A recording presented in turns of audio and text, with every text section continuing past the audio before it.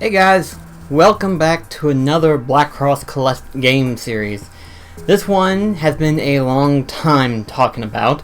Lately though, this series segment of BlackCross Collect games has more or less been based around the hobby region of what I do, which is mostly collecting stuff, which is to be expected. You know, I collect a lot of stuff and everything of that nature. So I want to go ahead and talk about all the stuff that I've gotten within the past, I want to say the past week, because technically everything that I've gotten has been heavily building up, and it's like there's more stuff going on to do, just multiple tweets and stuff. So you know what, let's just combine them all into one video. So why not go ahead and do that? And at the end of the video, I do want to presentate one small thing that's going to happen, but we will get to that once we get to that point. So without further ado, let me go ahead and show you the first thing that I got. So the first thing that I've got technically was given to me by a friend of mine, even though I asked him to get it for me. He didn't have to, trust me. Being at Fanboy Expo last year was enough to tell me that being in the lines can be excruciatingly long, especially if you're trying to get a certain person's autograph or even just to meet them. I forgot what Doug said, but this year was pretty crazy, but not as crazy as last year's, where it was both Megatron and Palpatine's line was long. I forgot what he said was a particular actor's line was. I think he said the voice actor for Megatron, which kind of makes sense. It's kind of funny of how Optimus Prime voice actor was at Knoxville last year's Fanboy Expo, and now Megatron's voice actor is here this year, or was here. So, but anyway though, there was other voice actors that was going to be showing up during Fanboy Expo, one of which I wanted to get was the voice actor for Mickey Mouse. And I asked Doug, I was like, Doug, if you're able to grab an autograph of Mickey Mouse if you could. And he's like, alright. And so he did, and the best part is what he had his sign on. Now, most of the times, most people who does voice actings or stuff like that will have individual pictures of stuff that they featured voices of. You know, for example, they've been a recent movie or something that they voiced in or something like that, or a character of the past versions and stuff like that. They will do that. Well, this one, there was two particular ones he could have chose. He could have chose the render version of King Mickey from Kingdom Hearts 3. But then he decided to go with this, which is the Kingdom Hearts 3. I'm going to try to do it without it glaring. There we go. But he got me the Kingdom Hearts 3 cover picture. And it has the voice actor for Mickey Mouse right there. And oh my gosh, whenever he brought that over and I saw it, I was like, oh my gosh. Because it's I wanted to get this particular one for quite some time, but the prices that they asked for is a little bit astronomical. It could be because of the fact the game is recent or something. I'm not sure, but either way, it's kind of pricey. But the fact that he got me this with Mickey Mouse voice actor's signature, that is pretty awesome. Thank you so much, Doug Wyatt. I appreciate you getting this for me. It's so awesome, so thank you so much for that. Now, the next thing that I want to go ahead and talk about is that me and Delmar recently, in fact, at the time of this video, of this recording, we went, as of yesterday, we went to Chattanooga to the Railroad Museum. Now, me and Delmar has been to the Railroad Museum at least 2 times before yesterday's journey, and that's only because the first journey we went with our family, our grandfather in particular, Papa Charlie. He was a major train fanatic at the time when he was alive, and then the next time we went, he was still alive at that point still, but he had recently recovered from cancer surgery at the time. It was his first removal of cancer. So and then my dad was there, but that was the day of Thomas type visits. I don't talk a lot about Thomas in particular or anything like that. That's only because it kind of grew out of that stage anyway. But not to say that I don't admire, well, not so much admire, but I admire Delmar's dedication towards Thomas. It's kind of that childlike innocence that he has held on to for so many years. And it's weird for me, but not so much nowadays. I'm used to it. But used to, I thought it was weird to find so many people on YouTube talking about Thomas and stuff like that. And it's like, maybe the fan base isn't as died out as I thought. Although, according to Delmar, it's about as toxic as any other fan base can be. But me and Delmar recently went to the Railroad Museum in Chattanooga. So this will be our third visit now. Although we do plan on making another visit later on in the future, so to speak. Here is the ticket, per se. It has my brother's name on it because he paid for the whole thing. But train ticket ride, we got to rent. The funny thing is that the entire trip was perfectly timed. You know, we showed up at the timing of Chattanooga's time frame. We showed up right around at 12:50. Right at that time, the train was just right now fixing to come up after we just had looked at all the other front pieces of the trains and stuff that we can look at and everything. The train was just coming up, and it happened to have been a steam train. So we showed up perfectly at that time, and then of course we also had a more memorable experience, I suppose you could say, a memorable experience of the whole thing. It was absolutely fun. I loved it. And supposedly there's like an event that goes on until, like, I think they said right around November, where you can take a train, and the train ride goes from Chattanooga all the way to Atlanta, Georgia, and then comes back. And it's basically a 4-hour trip going to and from. So I was like, you know what? I really, really, really want to go on there sometime, you know. So definitely sometime later on, we do plan on making like a little vacation stay in Chattanooga, just because there's a lot of stuff in Chattanooga. A lot. So maybe that might be a video that we'll be doing later on in the future. I will probably have Delmar post that on his channel, since mostly trains, but that is something that we enjoyed a lot of. But aside from that, though, I did get me a couple of knickknacks and everything of that nature. For starters, I got me a little, just had got up, so in other words, just had got all this out. So I got me this little commemorative coin of steam engine 4501, built in 1911, is that 1911? And then you see back here, I'm going to try to do my best to where that way they're not glaring, to where you can kind of see them better. But aside from that, though, I also decided to get myself a pocket watch right here. They had like 3 different colors. They had this one right here, they had a silver, and then they had a gold one. Obviously, me and Neil both picked out this one just because of how cool it looks. It's very rustic look.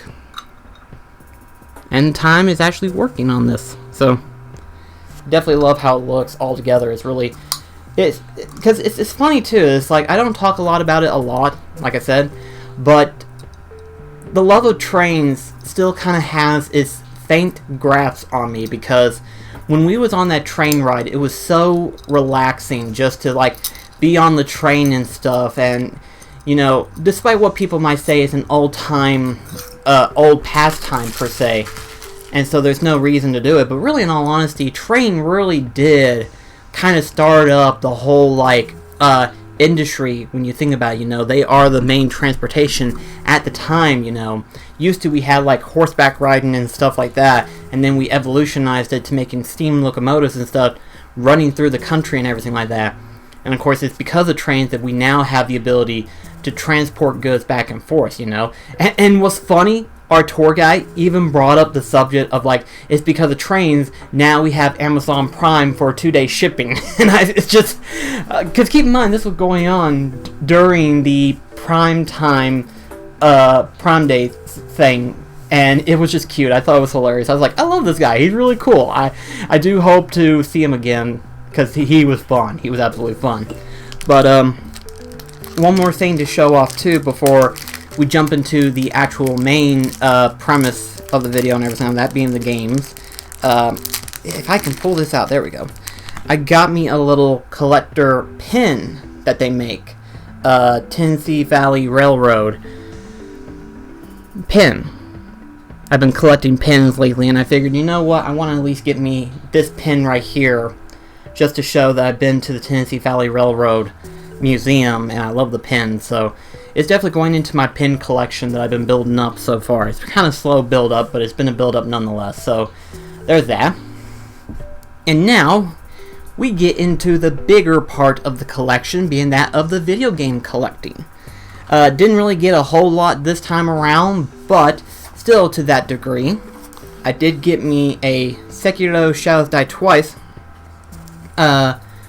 katana replica letter opener.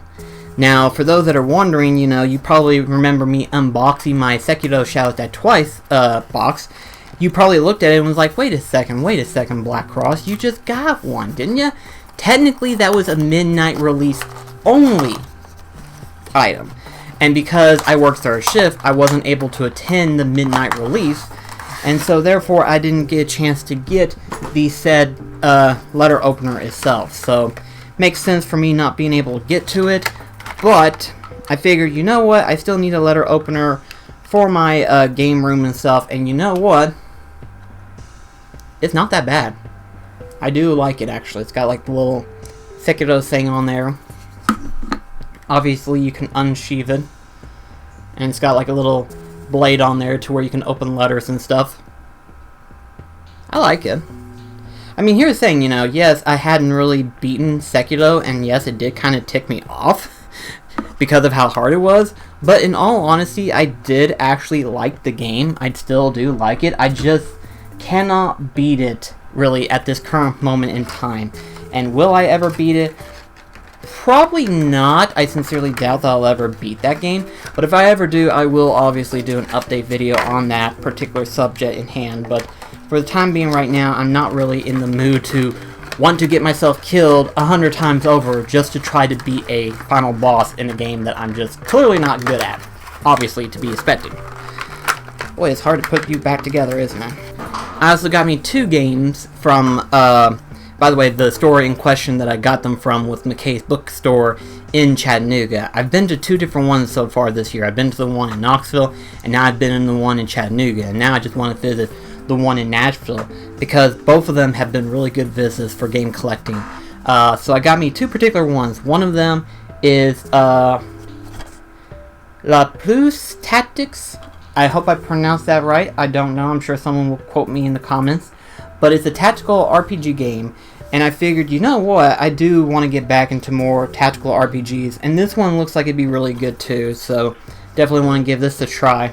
And another one that I saw, which I'm surprised that I did see, is Jak and Daxter: The Lost Frontier for PS2. Now, technically, I played the PSP version of this, and I did actually like it, but I told myself if I do plan on getting this again, I want to get it for the PlayStation 2, just because of the fact that, obviously, I like playing on the console rather than I do on the handheld. But, yeah, to finally get this, I'm very glad that I did.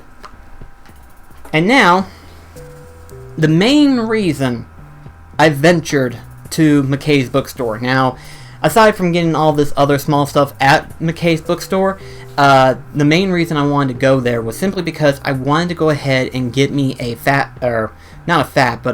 PlayStation 3 System. Now, I'll explain the reason why.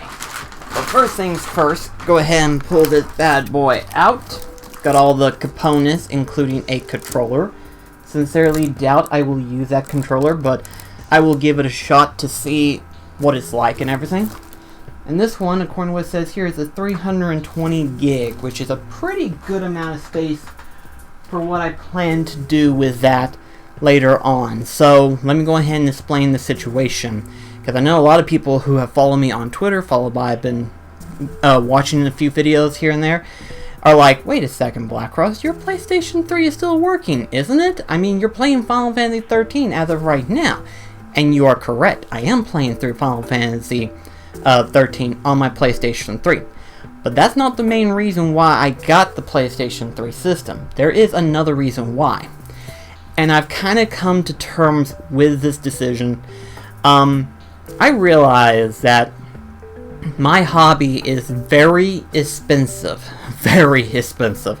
And as you can clearly tell from the 2 games that I got, I will still be collecting PlayStation 2 games when I find them, you know. It's not happening all the time, you know. And plus, even then, there are some PlayStation 2 games that are very expensive that I don't really feel like spending $80+ on a single game. You know, the most expensive PlayStation 2 game that I've gotten was Blood Would Tell. And I still love that game. Trust me, I love the game to death. But it's not worth over $100. I will say that much. It's not worth over $100. So any more PlayStation 2 games will be more or less on the linear side. More or less of like if it's at a good price range, which in some cases may be a little bit higher than what most people be willing to pay. But in my case, compared to most websites and stuff, I think I'd be willing to accept that. But what I plan to do, I plan to have that PlayStation 3 modded to where I can play through PlayStation 2 game emulators. Now, this is something that I normally don't do, and I don't normally dabble into, but I do plan on getting that fixed up. Now, from this one emulator, I'm right now looking into several different emulators right now, but there's a couple of emulators that not only allow you to play PlayStation 2 games on your PlayStation 3 system, which is a really nice bonus. You know, the PlayStation 3, before they've upgraded to the Slim version, the original one did actually have a ROM built in to where you could play PlayStation 2, and if I'm not mistaken, PlayStation 1 games as well. It's just been a long time since that age has ever happened. Since then, they've just built them to play PlayStation 3 games and then have their PlayStation 1 and 2 games on the store, which isn't a bad thing depending on what you've got and what you don't have. But I will argue with the fact that they need to add in more games. You know, there's a lot of games that people want to have, but they never add it into the store, which kind of suck, you know. But I do plan on having the PlayStation 3 be modded to where I could play PlayStation 2 games, because while the Slim PlayStation 2 is good for right now, it does not run blue disc or black disc PlayStation 2 games. So in other words, if I try to put any of those two into the Slim, it will not run them. So it will one day fail me, but I will have a PlayStation 3 modded to where I could play PlayStation 2 games. So it wouldn't be a problem. The other reason, however, is, like I said, PlayStation 2 games, particular ones do get expensive. So in other words, I will have some emulators programmed into the PlayStation 3 to where I can play them. And you know, this is more or less for me to play them out, try them out, see which ones I like preferably more versus other ones. So maybe I might make that into a series, maybe I might make that into like something where it's like BlackCross finally plays such and such type things, you know? And that would be pretty interesting, you know? Let me know in the comments below if you want to see something like that where BlackCross finally plays this game, even though it's probably an emulator. So, yeah, we'll probably do that sometime in the future. And then depending on if I like it or not, we'll see how that goes. But yeah, that's the main plan for the PlayStation 3 system. As to when that's going to happen, it's going to be kind of a slow start, rather, because it's going to take a lot of, like, different stuff that I'm not used to, which is that of, like, installing programming and stuff like that. Obviously, it's not a major programming, you know, it's a matter of, like, finding the particular ROM, download it on your flash stick, put it into the system, let it do its thing, so on and so forth. But it's going to be a lot of back and forth type thing, in which that could be tedious at times. But I've done it with my PlayStation Classic. I haven't gotten a lot of games on it. I do plan on adding more sometime in the future, but it will take some time. It's a matter of like me having time to do it. Then again, I am on vacation this week, so maybe I might take that time to actually do that. So, but anyway though guys, thank you so much for watching. Let me know in the comments below, what do you like out of all of this? Obviously some might like the Kingdom Hearts 3 poster that I got of Mickey Mouse's voice actor autograph. And some of you may have liked the information about me talking about the Railroad Museum. And then some may have liked the games in general. But, you know, I do a lot of collecting here and there, so it only makes sense to show off what I've gotten so far in the past week. But thank you so much for watching, and I shall see you in the next video. Catch you later, guys.